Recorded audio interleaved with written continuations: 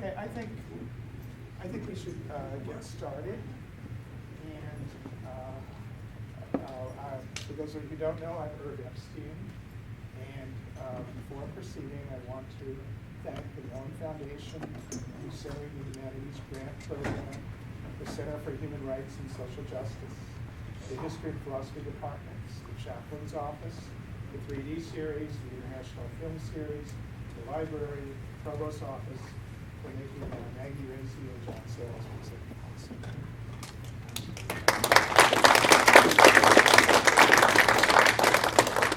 For the last week and a half, we've had the opportunity to honor the work of John Sayles and Maggie Racy, who've created some of the most important and memorable films in the past 3 decades. In essence, John Sayles is a writer, and whether it be through screenplay, short story, or novel, he has demonstrated the ability to capture our imaginations through his creation of characters who speak deeply to our moral sensibilities, combining the personal with the political with an artistry of the highest degree. John's understanding of history, politics, psychology, and sociology in all of the media with which he works is unsurpassed. It's thus not surprising that John has received numerous honors for his writing in addition to his directing. For example, he was a National Book Award finalist for his novel Union Dues, right here, and his 950-page tome, A Moment in the Sun, has gained deserved widespread praise. The Kirkus Review stated that this is a superb novel, and Lucia Silva of NPR said, "If you read only one book this summer, make it A Moment in the Sun."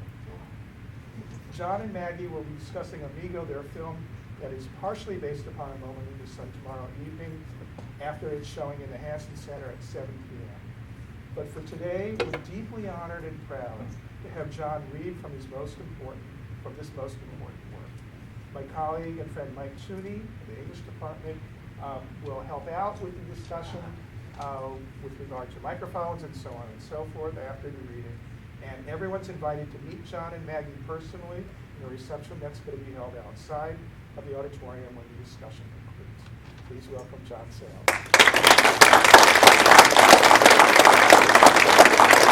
Thank you, so I'll give you a little background on this big-ass book I wrote. It's set in 1898. The part that I'm going to read you is set in 1898. And the two big strains of history in it are the racial coup that happened in Wilmington, North Carolina in 1898, which was part of a general thing that was happening all the former Confederate states, pretty much starting in 1875 when the Union troops were pulled out of the South, which was part of a deal that was kind of like the Bush-Gore election finals that had to be decided in a smoke-filled room instead of by the U.S. people. The deal was, okay, we'll let the Republican win as long as the Yankees get out of the South.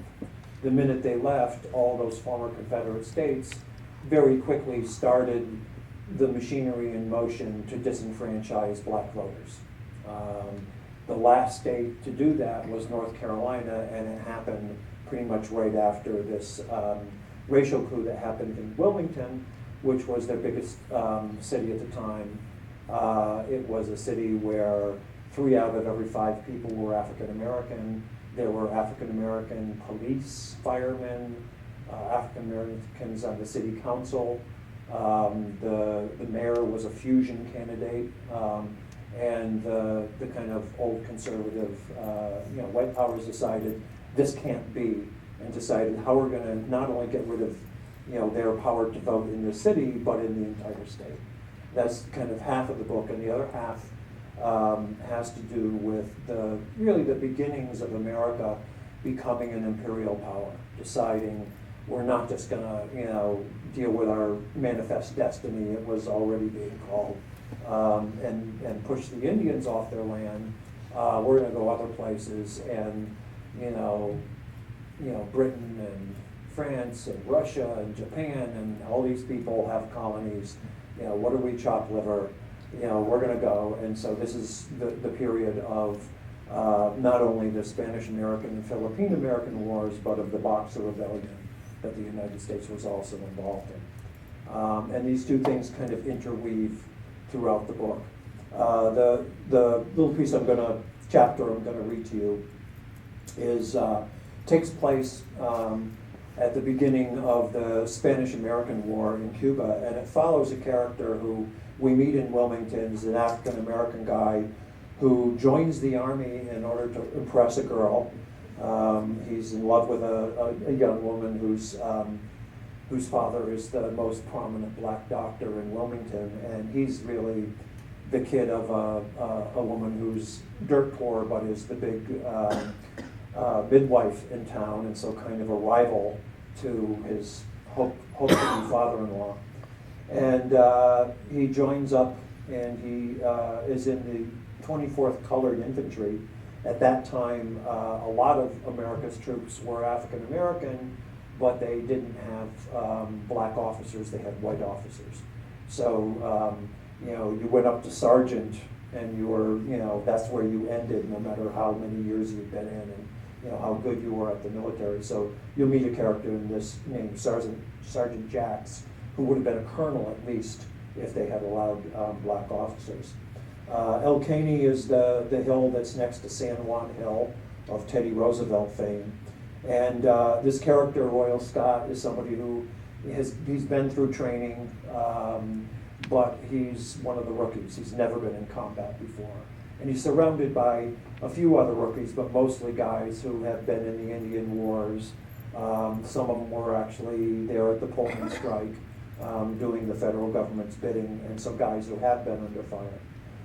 And this is a chapter that owes a big debt to Stephen Crane, who wrote the Red Badge of Courage several years earlier based on stories that Union veterans had told him. He'd never been in combat when he wrote it. The book was amazingly, really well received by veterans who said, geez, he's a kid, how did he know what it was like?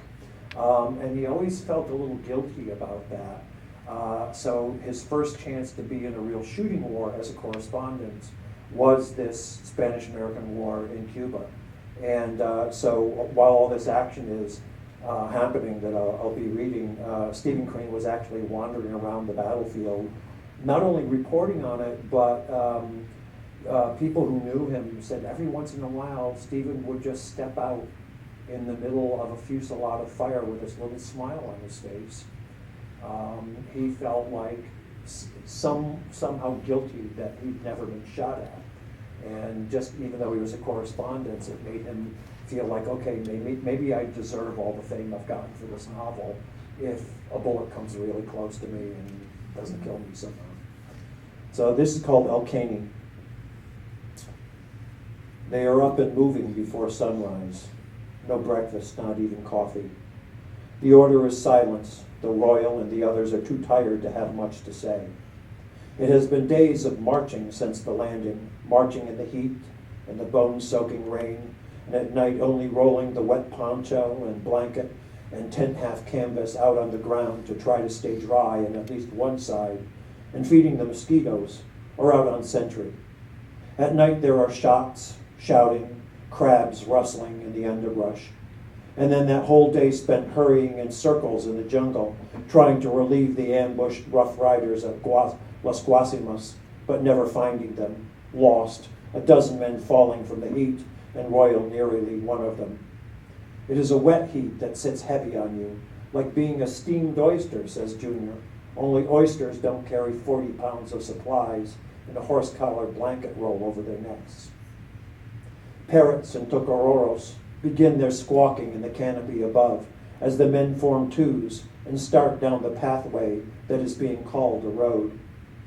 Light filters in through the branches, giving shape to the trees, and by the time they come out into the first cane field, the morning mists are rising, then thinning to reveal the distant Sierra Maestras. Royal had never seen mountains, never left the Carolina coast before the Army and Fort Missoula, and these don't look real to him. Their slope too sudden, too steep. He is already sweating under his sodden uniform, haversack strap digging in, already feeling tired when a squad of Cuban fighters lopes past their line. The men and boys are dressed in thin, light cloth, a few with sandals, most not, and every shade under the sun.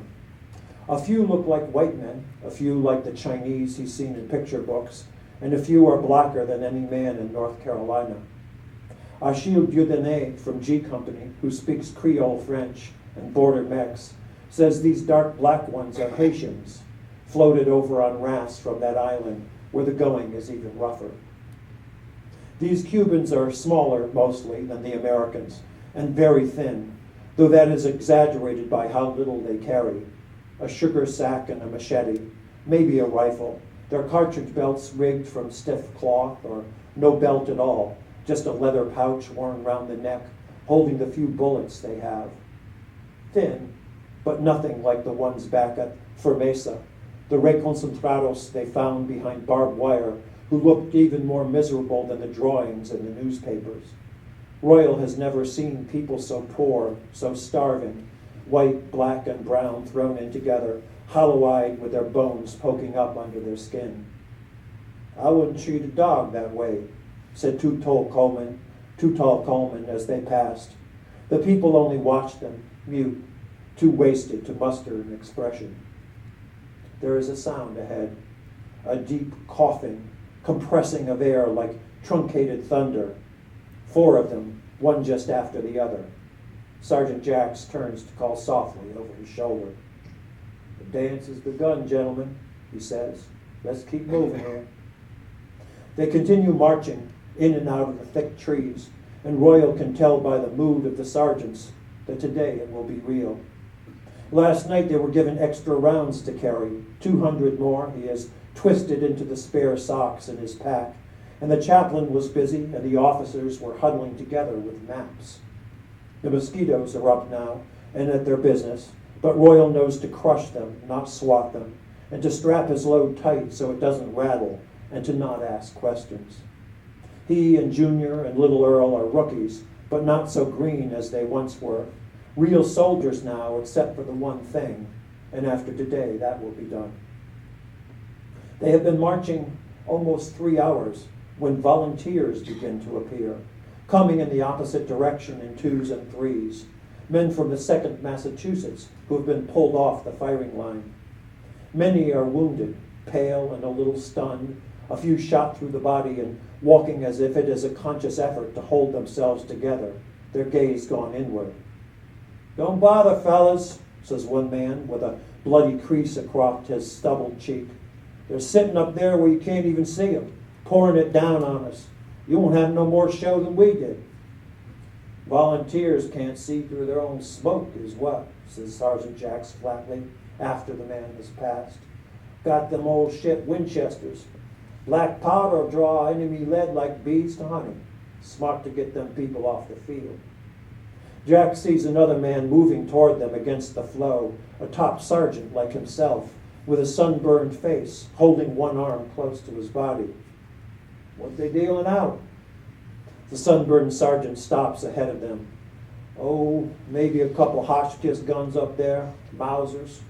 He grabs his wounded arm by the wrist and raises it to display a small black stain on the bicep of his uniform shirt. Put one right through me. Jax cocks his head at the wound. Yeah, Mauser ball make a nice clean hole, don't it? Yeah, we lost a boy in an ambuscade on the way. Some of these guerrillas up in the trees went in over the lung and come out his back the size of a fist. That'd be a Winchester round. She'll tear the hell out of you. Royal wonders if he is saying this for effect, trying to scare the greenhorns like the other veterans do. The 2 sergeants could be talking about fishing. Yeah, you like a bullet to stay in one piece when it hits you, says Jax. The white soldier shakes his head. Don't know what they think a man can do, he says. Ain't nobody gonna take that hill. They continue to move forward, the men watching the treetops now. On the 3rd day ashore, they saw a few of the guerrillas, hacked dead with machete blows and laid out on the side of the road, already stripped of equipment and some of their clothes. Guerrillas were Cubans who fought on the Spanish side of this mess, but not looking any different than the insurrectos. Why would a man want to fight against his own people? Junior wanted to know. Well, we used the Crows to track the Sioux, said Achille, who did a stretch in the 9th Cavalry when he was a young man. Used the Tonkawa to fight the Comanches, but to a man outside, they all just Indians. They marched past a dead American, sitting propped at the base of a huge ceiba tree bordering another cane field. His whole middle is wet with blood, and there are 6 vultures circling in the sky. If the man's head was at a normal angle, it would look like he was resting. There's the music, says Bevel, ahead of Royal, and yes, he can hear it now. Very light and distant, but lots of it. No break between gunshots, just louder ones and softer ones. They cross the field and fall out under the shade of a mango trees by the big plantation house. Men hurry their fixings out, rolling smoke. Too Tall cutting open a green cigar he has bought from some roadside muchacho and wadding the tobacco into his pipe. Royal drinks, realizes his canteen is already half empty. It is a beautiful spot. It is all beautiful country, but for the heat. And if you had the right clothes and nothing much to do and nobody was shooting at you, it would be paradise. Royal's stomach is still not right from the green mangoes they boiled down for dinner last night. Smelled like turpentine, but tasted sweet. His stomach hasn't been right, in fact, since the trip over on the Concho. The drinking water warm and brownish, the food no better than usual, and all that rolling in the hold, sick even at night and having to take turns for time up on the deck. Somebody's catching hell over there, says Gamble. That firing ain't lit up once. The men listen. Birds are still singing. The high-pitched frogs are awake and throbbing, and through it they can hear the rattle and roll of rifle fire punctuated with an infrequent bass note of artillery. Junior points. Over there. They look and can see a cloud of white smoke rising above the jungle canopy to the right, maybe a half-mile away. That'll be our battery, says Sergeant Jacks. Yep, 4 pieces, working kind of slow. They listen for a while, then lose interest, some men unhitching their loads and lying back on the ground, some talking quietly, most sitting alone with their own thoughts. Insurrectos say they cut the Spaniards' heads off if they catch them, muses Achille.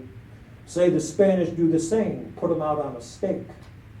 What that mean to us? Asked Coop, who lays back with his eyes closed and his hands folded on his chest. It means maybe some of them Spanish boys been wanting to surrender, get sent back home. Now they got us to give up too. Don't sound like nobody's surrendering nobody up there. They got their officers behind them. Stick them with a sword if they don't keep fighting. So what you're saying is all we got to do is kill all their officers.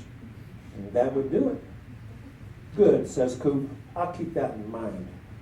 Sergeant Jacks comes by to inspect rifles, just the rookies, and Royal pulls out the oiled rag he keeps stuffed down the muzzle. There's a village called Caney, says the sergeant as he handles the crack, behind a fort on a hill. We're supposed to take that, then swing over and help the main force at San Juan. He has never volunteered this kind of information before, never explained anything, and Royal wonders why he wants them to know this now. We get into the ship, you just do what you see everybody else doing. The sun is directly overhead when they are formed up again and march toward the gunfire. Royal is out off the path as a flanker with Junior, struggling through the brush, when they come to a man hanging upside down from a tree, a rope tied to his ankle. Another Cuban, a guerrilla, with palm fronds fastened around his body. Blood has run from the hole where his eye used to be to collect in his hair and spattered down onto the broad-leaved plants below. Sniper, says Junior, pausing to look up into the nearby treetops. No telling how many of ours he killed. The battle is louder now. Flankers called in as they approach the end of the cover. Now and again there is a whine of a closer bullet, leaves and palm branches fluttering down from above, snipped by the spillover from the fighting in front of them. A sharp crack here and there and wood chips flying. The men strip off the load of bedrolls and haversacks, jettison everything but rifle, rounds, and canteen. Royal imagines he is dead. If he is dead, they can't kill him. He crouches with the other at the end of the woods and looks through the trees at what is waiting. A rugged stretch of mostly open ground, green-brown chaparral with a few spindly trees leading to a steep hill crowned by a stone fort. There are wooden blockhouses stretching off to the left of it, and then, on another hill slightly behind, a village with a tall stone church. Royal imagines his mother at her table, quiet and all cried out. He imagines Jessie with a black armband over her white shirtwaist sleeve, wearing it for him, solemn for a year, maybe more. Being dead is nothing, exactly that, nothing. So much better than being afraid, being injured, in pain, maimed. He is dead, and whatever happens next cannot hurt him. Lieutenant Caldwell strolls in front of them, still inside the first line of trees, shouting to be heard over the gunfire that seems to be mostly off to the right of the hill. "We will need to step into the open to form ranks," says the lieutenant, "and we will advance in extended order at once. We are part of a larger maneuver. People are counting us, and we cannot fail them. Sergeants!" They step out and form a firing line then, sergeants trotting parallel and shouting, getting the intervals right while the volleys from the fort swing their way. There is nothing to hide behind, and though most of the rounds sing over their heads, a few men fall, and soldiers sidestep to fill in the gaps. G&H companies are out front in the firing line, Royal near the far left, with C and D to follow 100 yards back in support, the rest crouching back in reserve. Royal sees the 4th Infantry, who had been with them on the Concho, whites to port and blacks to starboard, step out to form on their left flank. There had been lots of jokes across the bow line stretched between them about who was being protected from who. "Firing line, forward, march!" Kid Madeley blows the order, and they quick step ahead. The idea seems to be to keep moving forward and hope all of them are not dead by the time they reach the top. Royal checks to each side to be sure he is not getting out in front too far, and sees that more men are falling. He feels the bullets singing past as much as he hears them, and keeps walking through the chaparral, everything very bright, very clear, and thinking he should be firing like some of the others, but there is nothing, nobody up there visible to shoot at. The line reaches some small trees, and there is barbed wire stretched between them, a half dozen strands of it, and posts every 3 feet to kick and club through, something to concentrate on furiously as chunks of wood crack into splinters, and more men fall. Somebody is screaming behind him. The line is scattered when he comes into the clear again, Royal trotting with a few left on either side of Sergeant Jacks. "In rushes!" shouts the sergeant. "Keep moving!" There are whistles and bugle calls behind, but now it is just rush and flop, desperate lunging forward, then extending the crag and diving to the ground.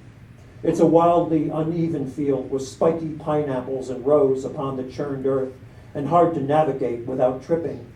Royal flops in a furrow and fires his first shot, not really using his sight, but just pointing at the fort and pulling the trigger. Others are firing, and the sergeant said to do whatever they did. The thick spat of a bullet near him, and there is hot, sticky fruit on his cheek, and he is up and rushing forward again.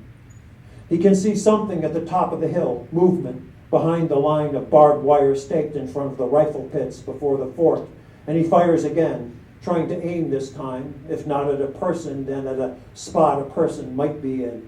The hill is steep, steeper than the sand dunes back in Tampa, Royal holding his rifle in one hand and using the other to grab roots, plants, anything to haul himself up, and something sprays his face again, not a pineapple this time, but somebody, a wet part of somebody, men dropping, men stopping movement around him, but he climbs upward till he is exhausted and needs to lie with his face in the hot ground a moment, then roll on his back and let his lungs work. The dead can be exhausted, they can be thirsty, but they are never afraid. Royal drinks from his canteen and sees down the hill to the second line, coming up past the bodies of the first. Sees D Company double timing forward on the right as flankers, then rolls and struggles upward again. He reaches a little dip, a depression running across the hill for several yards, in which Jacks and half a platoon are lying, and falls down beside them. The artillery has been firing from behind them all this time, and finally it seems to have found the range. One shell blowing a breach in the barbed wire fencing, and the next blasting the front of the fort itself, snapping the flagpole off and sending the Spanish colors tumbling to the ground. The men around him cheer.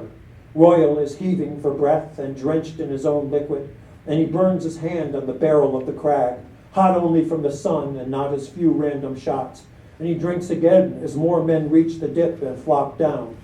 They are only 100 yards from the first of the trenches now, and the Mausers are cracking, bullets spanging off rocks and flicking up dirt in front of their faces, and it is unthinkable that he will have to stand and go forward.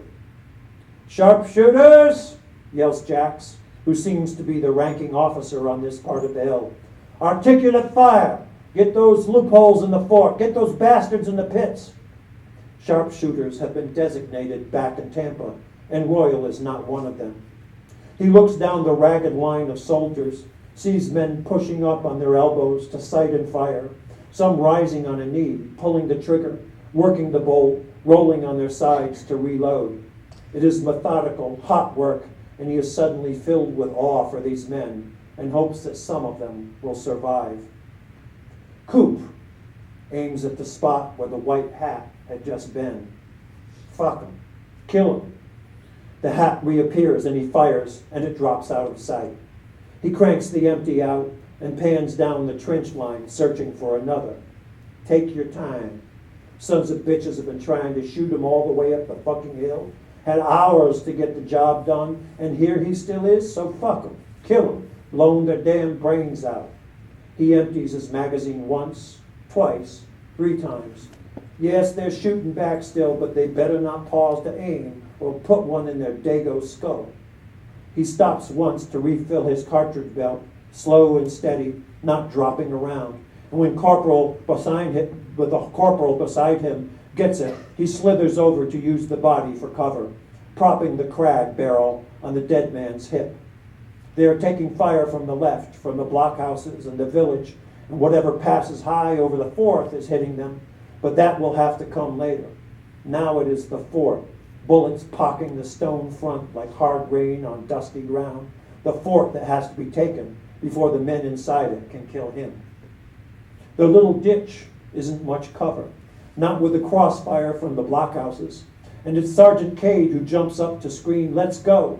And all of them rise at once, up, screaming their Comanche yell, scrabbling up the last steep pitch of the hill through the corn stubble, the fourth still pinned down, but Company C filling in to the left, Coop firing and running and firing and running till he flops again just short of the first of the trenches and jams his barrel through the barbed wire to far down into it. A man steps out into the doorway of the fort with a white flag, and Coop drops him. Then another picks it up and is torn apart by several shots down the line. Then the sergeants are screaming to cease fire. No fire from the fort now, though still from the blockhouses in the village to the left. Another rush comes up behind him, men yelling, "Let's take it!" And Coop stands to join, but is banged from behind into the barbed wire, wrapped by it, kicking and chopping with his crag till he tears his skin away and rolls untangled into the firing pit on top of a carpet of dead men. All of them lying in their blue-striped, mattress-ticking uniforms with holes in their foreheads, jumbled on top of each other. Coop gets hold of his rifle and squirms to his knees and sees one still alive, weeping, sitting on top of the others with no weapon in his hand. Coop jumps out of the pit and dashes to the fort.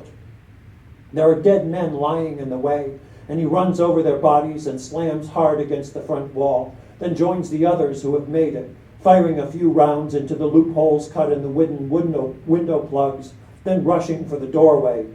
He loses his feet just inside, hip cracking hard on the blood-slick floor, then stands and steadies himself. Bodies everywhere, and a few on their knees begging not to be shot. Fuck them, Coop thinks. Kill them. But he is out of ammunition. Men from the 12th have come up behind the fort on the right, and Sergeant Jacks waves at them to keep down, heavy fire sweeping across from the blockhouses now. The firing pits are filled with dead, and more lie dead and dying amid chunks of stone blown off from the fort. A black-bearded civilian in a long coat, maybe a newspaper man, sits on the ground beside him with a hole in his shoulder and the dust-covered Spanish flag in a pile in his lap. I did it, says the bearded man, looking dazed at the red and yellow cloth. I did it for the journal. Jack scurries, bent low, a quick lap around the hilltop to see what's left. He saw Lieutenant McCorkle get it at the beginning, saw Bevel go down in the pineapples, and Gilbert knocked backward on the hill. But there are a lot of blue shirts up here, and some of his people who have stripped to the waist in the heat. They're taking heavy fire from the blockhouses in the town, but the bulk of the firing line has made it, and the 12th is here, and the 4th, and their own reserve companies hustling up, and they hold the high ground now, can swing even higher and shoot down through the roof of the nearest blockhouse. No officer up yet, no telling what is happening with the main force at the San Juan Heights, no orders. He sees one of the rookies, Scott, crouching behind the fort wall next to another who is holding the side of his neck with a bloody hand and having a hard time breathing. The rookie's cartridge belt is full. Take him back, he yells to Scott, who is shaking hard but seems to understand. If he can stand, take him back down where they can do something. The rookie gives him a searching look. Where do I take him? Back the way we came. Somebody will know where the field hospital is. The other one is shaking too, his eyes starting to glaze over. Get him as far as he'll go. As far as he'll go, says Jax. Then get your ass back up here. Move! They just be in the way, both of them, and there is work left to do. A captain from the 12th strides past, trying to separate his white boys from the 25th. Form up, he is calling. Form companies. He is walking upright and stiff-legged, feigning disregard for the bullets still chipping away at the stone walls. But the men on the hilltop are too busy to be inspired. The rookie helps his friend up, and they stagger away together. The artillery has been hopeless all day long, the little battery still a half-mile back in the jungle. And if the Spanish send reinforcements over from Santiago, the hilltop will be impossible to hold. Jax curses, then rises and runs, tapping men splayed out on the ground as he goes, calling them to follow. He makes it into the trench on the west side of the fort, facing the village, and a dozen men pile in after. We'll take the blockhouses one at a time, he tells them, then go get that fucking church. They lift the bodies of the dead Spaniards up then, and add them to the breastworks behind the barbed wire fence. The shaking seemed to catch up with Royal, chasing him all the way up the slope and over the wire and the bloody pit, and overtaking him only when he was safe and solid against the stone wall of the fort, catching him like a chill hand at the back of the neck, and then down through the rest of his body, and now only movement will mask it. Royal leads little Earl back down the hill, passing much of C&D Company still struggling up, stepping down, and reaching back to support little Earl when it gets too steep. They got surgeons, he says. Surgeons that know all about bullet wounds. They got drugs for the pain, and on one of the ships they got the x-ray machine. Look right into your bones. If little Earl is reassured, he doesn't say so, keeping his hand pressed hard to his neck. There is blood, but it isn't throbbing out, just keeping his fingers wet, and he stares at a spot level with his eyes, as if he can't look down or at Royal for fear of losing his balance. They move in silence, past more troopers climbing, and broken bodies left on the slope, and bodies left in the pineapple rows, bodies left in the scrub and suspended awkwardly on the trocha of barbed wire.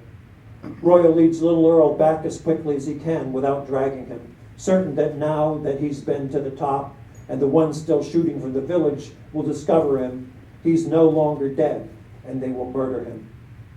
Hardaway is back guarding their bedrolls and haversacks behind the tree line. We done it, he says with a gap-tooth smile. Can't deny the 25th. Where's the field hospital? Supposed to be at El Pozo. Where's that? Hardaway just points back into the trees. Think we was near there 2-3 days ago. You keep walking, somebody bound to know. Royal finds his gear and pulls the first aid roll out from it. He folds the arm sling a few times, making a compress. Look pretty hot up there, says Hardaway, watching Royal's hands. Hardaway is another rookie and feeling sheepish he wasn't on the hill. Yeah, hot enough. Royal gives the folded cloth to little Earl to hold against his cheek, his neck. The sun is slanting low, and the firing from behind more sporadic by the time they find the dressing station. It is only one young doctor's assistant and a pair of litter bearers with a small supply of bandages. The doctor's assistant looks at the hole in little Earl's neck, blood starting to ooze out again, then scribbles on a red, white, and blue tag and loops it with copper wire through a buttonhole on his shirt. There many more behind you? He asks. Hard to tell. Half of who was on the hill run over to the village. Don't think we'd be much help for San Juan. Oh, we took that near 2 hours ago, says the taller of the litter bearers. They shot the hell out of us getting there, but the boys run up and took her. The shorter of the little litter bearers walks a ways with them to be sure they are headed right. He reads little Earl's tag, gives Royal a dark look.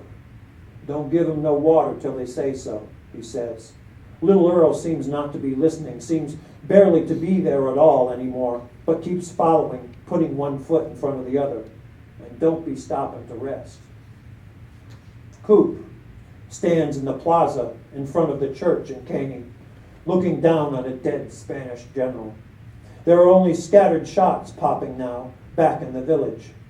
The general is a goat-bearded, white-haired man spread out on a stretcher on the ground, shot through the legs and in the head. Some of his hair is stained with blood and stuck to the canvas of the stretcher. Coop nudges the body with his foot. The village is mostly just palm huts, but in stone and stucco houses there were holdouts, most of them civilians, who had to be burned out and shot. Achille and Toutal have a group of maybe 40 prisoners, fever-looking Spanish soldiers, standing by the church doorway with their hands up on their heads. Get over here, calls Toutal. We're going to need you. Need me for what? We're supposed to march these boys back and hand them to the Cubans. They know where they're headed, Achille adds, cocking an eye. They try to bolt for sure. You mean if they know where they're beheaded, says Toutal, and they both laugh. In their light blue pinstripes, the captured men and boys look like hospital patients in pajamas. Why want to hook up with your detail? Coop asks.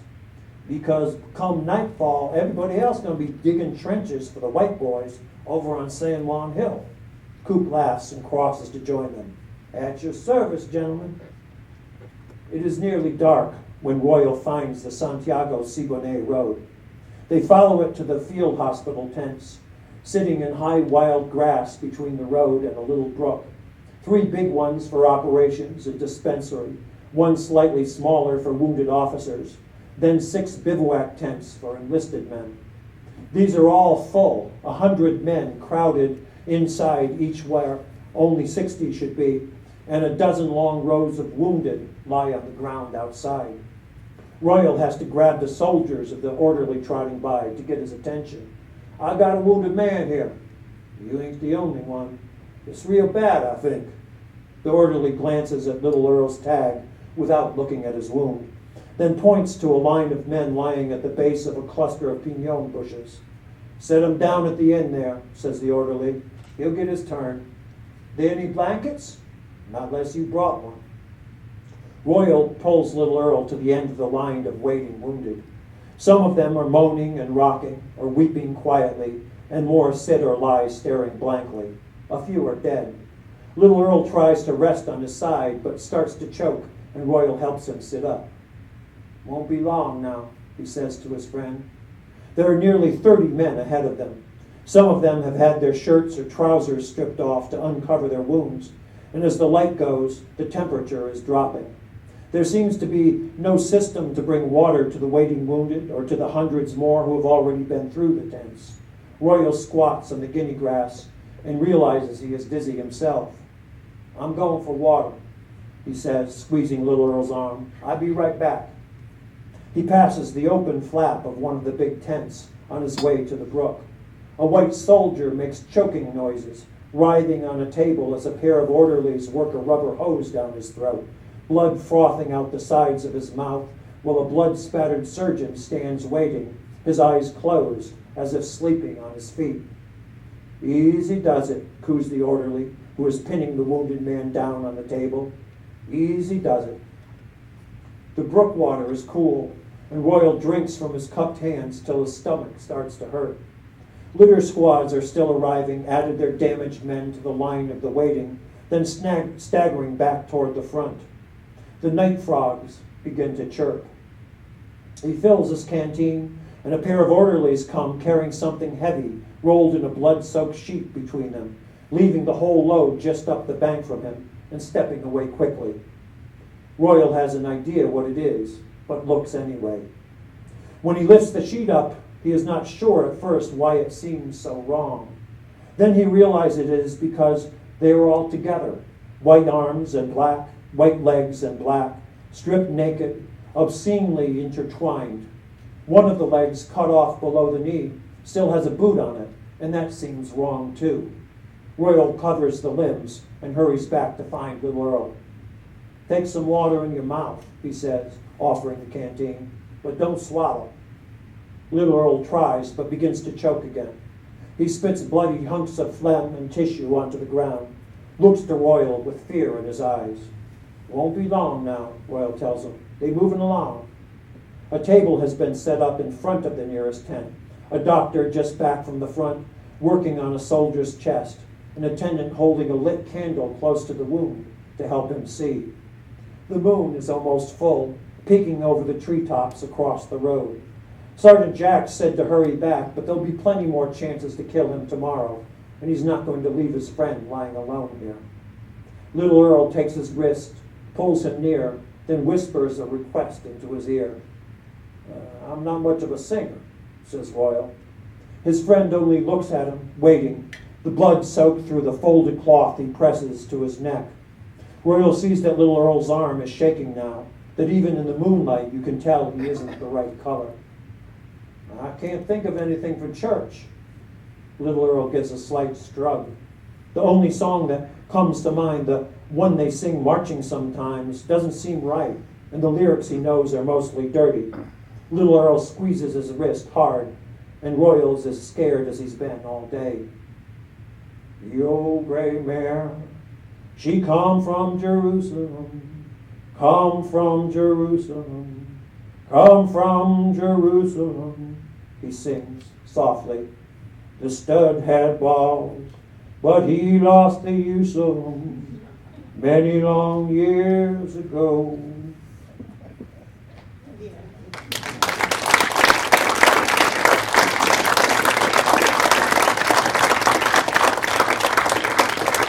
So the correspondent, the guy who got the Spanish flag and got shot, was a guy named Creelman, who was an ace reporter for William Randolph Hearst, and he was kind of in the Geraldo Rivera, action faction news guy. Actually, quite a good correspondent reporter, but one of those guys who always wanted to be right where the heat was.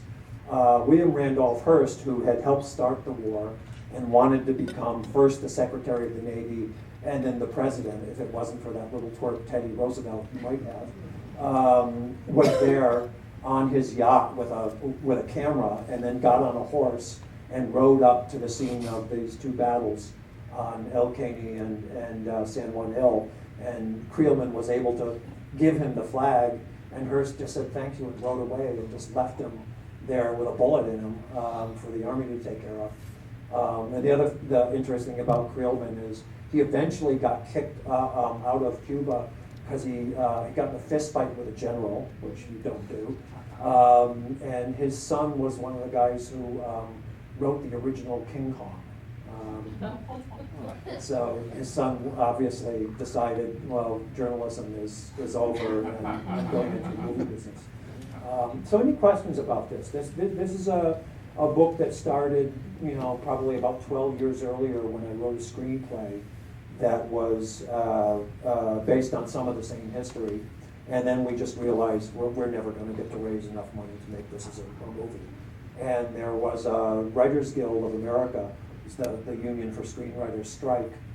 So I had 7 or 8 months to do nothing but write, and I couldn't be writing screenplays, and so I got to come back to this idea and make it into a novel. Questions, anybody? Yes? If I may, sorry, Michael Lemocker, the videographer, has asked that people use microphones to project the question. Okay, So, so if that's all right. he's gonna run around with it, I'll run around. Yes. like we're the fortune. So, did you think of the concept, like, of the historical premise first, or like the characters first, while thinking about like the novel, or like coming from the script to the novel? Yeah, the things that kind of got me into this was running across these 2 bits of American history that I'd never heard of before. And one was this kind of racial coup in Wilmington, and the other was the Philippine-American War. I had cousins who lived in the Philippines. I actually knew where it was on the map, and I had never heard of, the Philippine-American War.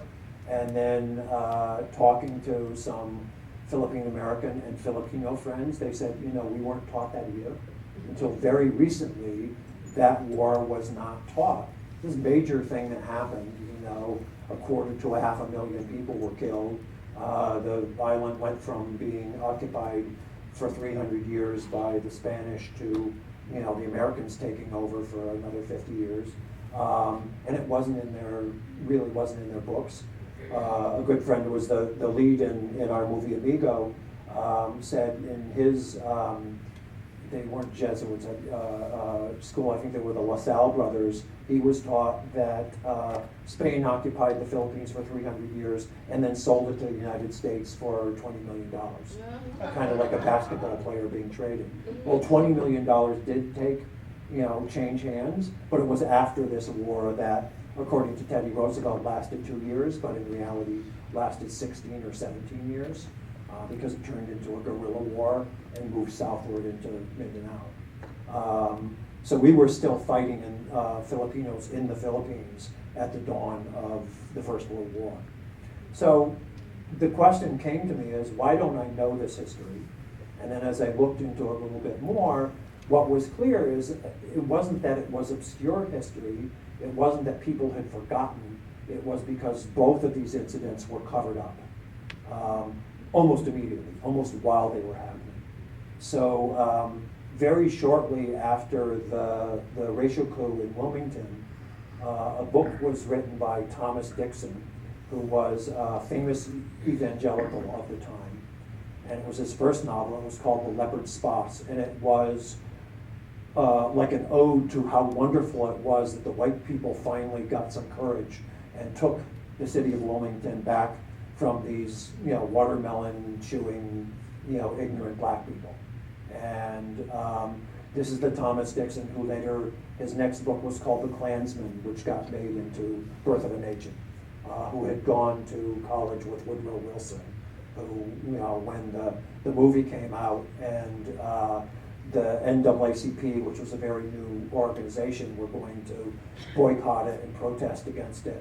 He got a blurb from the President of the United States saying, this movie is, history written in lightning.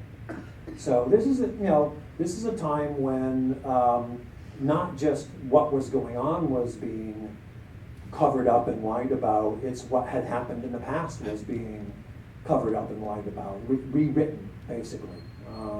So I got interested, the title of the book, A Moment in the Sun, comes from a quote from W.E.B. Du Bois, who was a important black leader at that time, who said that after the Civil War, the Negro spent a moment in the sun and then was dragged back into slavery. It's a part of our history that really has not been written about very much. That there were these people, there were black congressmen, there were people voting in incredible numbers, and then it was taken away. But it was taken away kind of quietly. The federal government turned their back because they wanted those votes. and allowed it to happen, in some cases encouraged it to happen.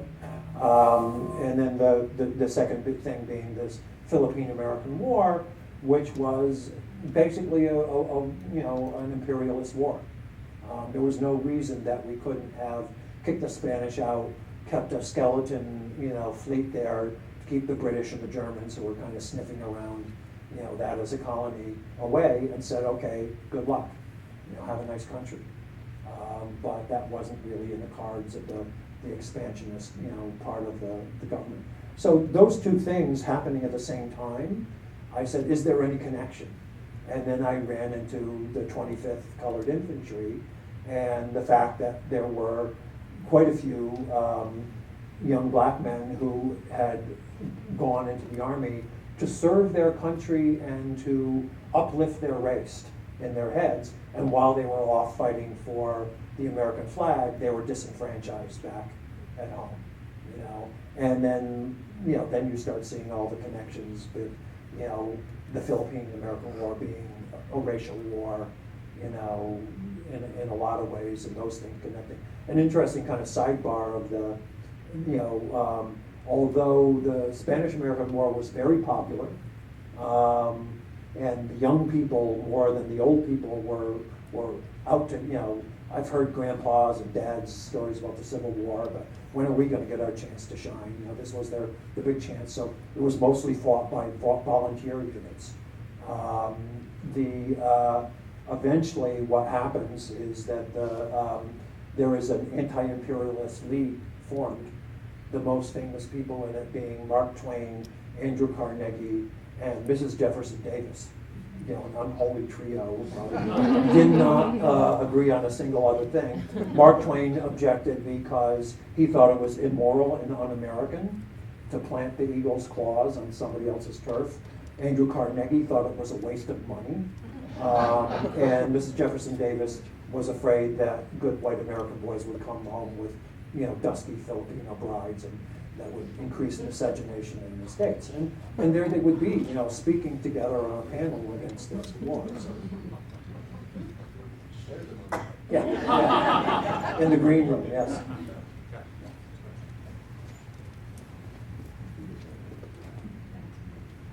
I love the sound patterns in what you were reading. That was just gorgeous. The density of the texture and the, of course your reading was beautiful, but the sound patterns and the texture of the language was just stunning. And I'm wondering, it was reminiscent for me of David Jones, in parenthesis, some of the sound patterns in his war novel. And I'm wondering, who are the voices that you hear, and who are the literary inspirations that you have for your own writing? Yeah, actually, although this is very close to something that Stephen Crane might have witnessed, he's a much more metaphoric writer than I am. He's actually kind of an impressionist. My stuff is more about detail and rhythm and speech patterns. So in this big sucker, there are probably over 30, 35 characters who get at least a chapter in their point of view. And so one of the things that I try to do is not just try to figure out, what did they see, what did they do, but how do they think and how do they see the world. And some of the way that you characterize that is by the rhythm of what's written. Are they educated? Are they not educated? What language do they speak? How do they see the world? Is it what's the rhythm of the moment that they're living? And so all those things come into, okay, so this is, there's like 3 points of view in this chapter. Coop, who's a runaway prisoner who's escaped from a, turpentine prison in South Carolina, and is fighting under an assumed name. It's a good, the Army's a good place to hide out. Royal Scott, who's this guy who joined up to impress a girl, and Sergeant Jacks, who's this lifer, who's actually a really kind of interesting, lifer sergeant in the Black Infantry, who's married to an Apache woman back in the Southwest.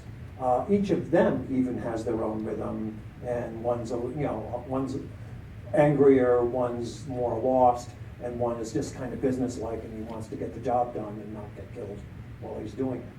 So So I'd say, I wasn't an English major or anything, but I read a lot of American fiction. So it goes all the way from, Faulkner to Hemingway to Crane to Mark Twain to, and then I read an awful lot of contemporary news accounts, diaries, letters home, and you kind of get the locutions of people and the rhythms that they spoke in, including a lot of the black newspapers at the time.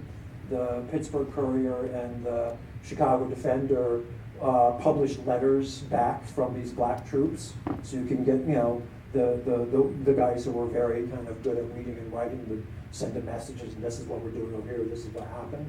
A lot of the letters home are just fascinating, because what you get, especially when they get to the Philippines, especially among the white troops, is probably what you might find on the ground in a war zone today, which is some guys totally racist and into it, killing these niggers, which is what they would call the Filipinos, is more fun than a rabbit hunt.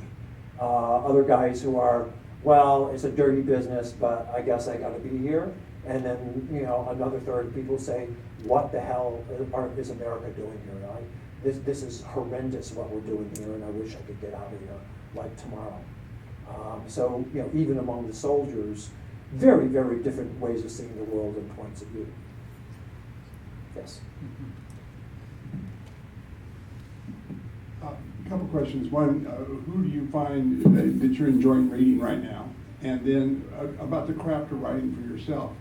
Do you, when you get an idea, how much do you immerse yourself in the materials before you start writing? When you write every morning, you write in bed, you have a desk, do you write 3 hours, you go hide? How do you go about writing? Yeah, it's because I like writing, with a historical book like this, the rule that I have to follow is I would allow myself 1 week of research, and then I have to sit down and write some fiction. So a lot of this was, okay, I've planned this chapter, what don't I know that I need? And I might read 2 or 3 books in a week, some of them skimming, some of them, and they might be, a trade manual on how to operate a linotype machine, or something about the Krag rifle, or something about, the 25th Colored Infantry, one of the regimental histories that the Army puts out. And then I'll sit down and I'll write for a week or 2, and then I'll have another chapter to do, and because research is so seductive. It is kind of work, but it's not work like writing is. So you can get lost in the library, and then you come away from 3 weeks and you realize I have 6 more novel ideas because it's led me to all these things, but I haven't actually written 2 words. So I kind of what I try to do is I try not to end the night having finished a chapter. It's nice to have some momentum, to go into the next thing. So you don't want to, kind of say, okay, I've climbed this peak and now there's 20 ahead of me. I write wherever, I'm very lucky in that I'm not somebody who has to reread, what I've done before I start writing the next word. I'm lucky I can write anywhere. I can write on the back of an envelope in a bus station. I don't tell people who hire me to write movies this, but I will watch basketball playoffs with the sound turned off while I'm writing. Just kind of, the commercials are pretty long, and it's kind of thing. So it's just once you get into that world, this didn't seem like a fiction book to me. The history, I had the history there, so I was able to hang all my people and say, where would they be at this point in history? What history are we going to visit, what we're not? But I don't have to make up plot. The world from 1896. This book starts in the Klondike Gold Rush in '96 and goes to about 1903 when they electrocute this elephant. It goes to a lot of places, and our characters take us to a lot of those places. As far as who I'm reading now, generally I don't get to read too much fiction for fun. I actually read in Spanish now, so there's a bunch of people, starting with Marquez, who I'll read, and my Spanish is just good enough that I can tell in about 10 pages whether I like the style of the person who I'm reading and continue or not. I'm doing a couple projects now that have to do with Native American history, and so I've been reading Scott Momaday and some of the kind of classic American Native American writers, or really good writers. I've certainly read Louis Erdrich, for fun before, but when I get to read, it's great if somebody's good. And because I was not an English major, and we were just talking about, I just a couple of months ago listened to Middlemarch on books on tape while we were taking a long drive, and I'd never read any George Eliot or anything like that. So there's all these good writers out there, who've been dead for centuries who I haven't even read. So. I'm just making him run as much. You are. I was wondering how you felt your politics informed your writing. The politics basically inform it in that, I was talking to a class earlier today about this, in that I'm very, very aware that wars have to be sold. Throughout history in every country, they have to be sold to the people one way or the other. Either they really get behind them, or they feel they can't avoid them, or they're dragged into them, depending on what the situation in the government is. And also that I've always believed you shouldn't trust one version from anybody, no matter which side of the political spectrum they come from. So, a lot of my research on this thing was, I'm going to try to go back to the very original source. And sometimes I discovered that the original source was writing about a battle in the Philippines, and they'd never left the United States. And then they'd been quoted in history books for 100 years. And what was the agenda of the magazine or newspaper that this information was from? So a lot of it, my politics are the politics of distrust. And so the things that I felt the most comfortable about and that you find the most in here, although there are chapters that are about what's being said and political cartoons and stuff like that, because I think it's important to know what people thought was going on at the time. A lot of that's from the diaries and the letters home. And there were a couple books written by veterans of especially the Cuban part of the Spanish-American War. I read Spanish well enough. There were some documents. The ilustrados, the educated Cuban people at the time, had been educated in Spanish and wrote in Spanish. And so some of those things are now available. And lucky they're in like $7 reprints, so I didn't have to go to Madrid or send away for a $200 ancient book or something like that. But I think my politics get into it in that I believe in the complexity of politics. Whereas if you're selling a war or making a mass market movie, you want to simplify things and have one side just be good and the other side be bad. Yes.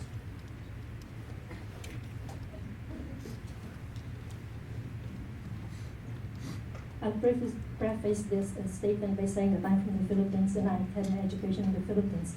And I just want to go back to your earlier statement that you were wondering why you did not know certain things from history.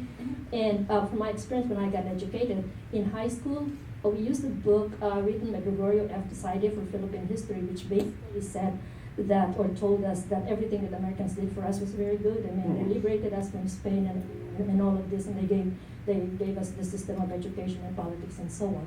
And then in college, we used the book by Renato F. Constantino, who basically debunked that the earlier one thing that we have learned that the Filipinos had already won the war against Spain in 1898. They had been liberated already.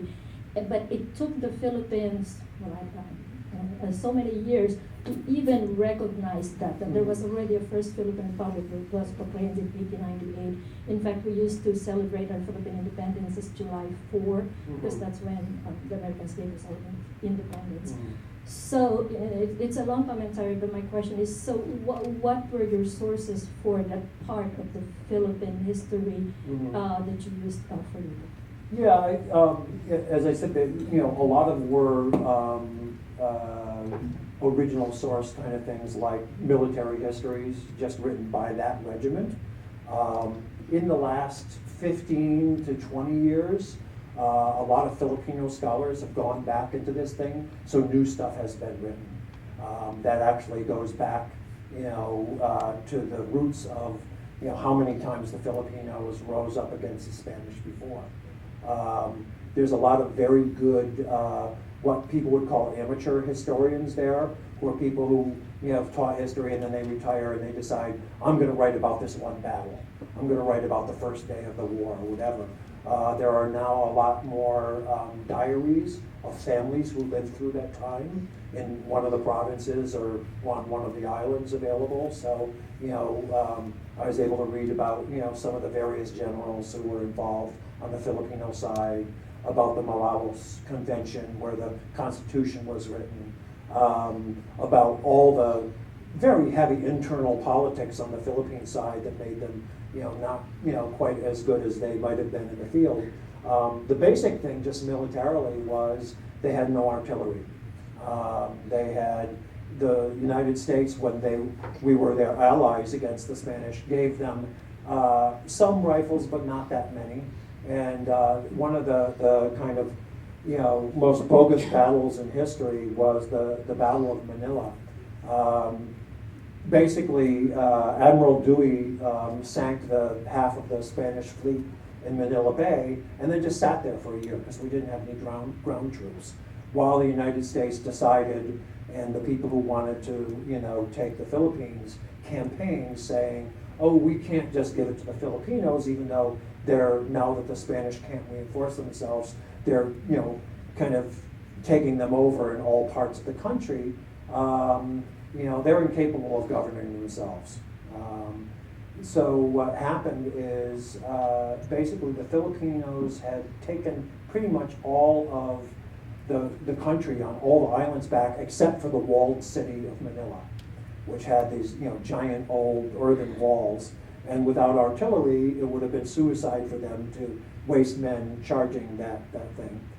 So here's Dewey, sitting out in the bay, and he's saying to the Filipinos, wait, we've finally brought some ground troops. Let us go in, take your positions around the city, and we'll take the city for you, because we can use our guns for the boats, and our guys have brought artillery, and they'll take the city for you, and we'll all be happy. And so the Filipinos backed up from their trenches around the walled city of Manila, and then unbeknownst to the Filipinos, the Spanish soldiers or the American soldiers, envoys were being taken from the commander of the Philippine garrison there to Admiral Dewey, saying, look, honorably I can't just surrender to you people, but obviously it's going to be a lot better for my Spaniards to surrender to you, to those crazy Filipinos who we've been kicking their ass for 300 years. They're going to be really mad at us. So we will surrender to you, but we have to have a battle first. So if you guys will bomb this part of the fort at this time of day, I'll make sure none of my men are there, and we can have a mock battle. And so this troops were sent in. American troops came toward the thing, and like most military operations, a few things went wrong. So one thing that went wrong is the Filipinos got excited and said, hey, we're taking the fort. And they started shooting over the shoulders of the Americans, which pissed the Spaniards off, who had been told, you're not going to be shot at. And so they started shooting back. And so maybe 50 people, got killed. But, the Spanish quickly surrendered. We surrender, we surrender. The Americans went in, took down the Spanish flag, put up the American flag, turned their guns around, and said, any Filipino who tries to enter the walled city of Manila will be shot. And about a year later, we were at war with them. So it was a very, very clear and planned policy. And then what happened is that once we had military control of Luzon and eventually the rest of the country, we redid the educational system, which had been mostly run by the religious corporations. And the people who came over were Thomasites, because they came on a boat called the Santo Tomas. Many of them were missionaries who had planned on going to China. And then people started getting their heads cut off in China during the Boxer Rebellion. Said, well, maybe we won't go to China. We'll go and we'll convert those pagans in the Philippines. And these Protestant missionaries showed up and realized, oh, hell, like 60%, 70% of this country are already Catholics. What are we going to do? And they became secular educators, but part of that education was, let's erase the Philippine-American War. So none of the textbooks at the high school level certainly were allowed to have that in there.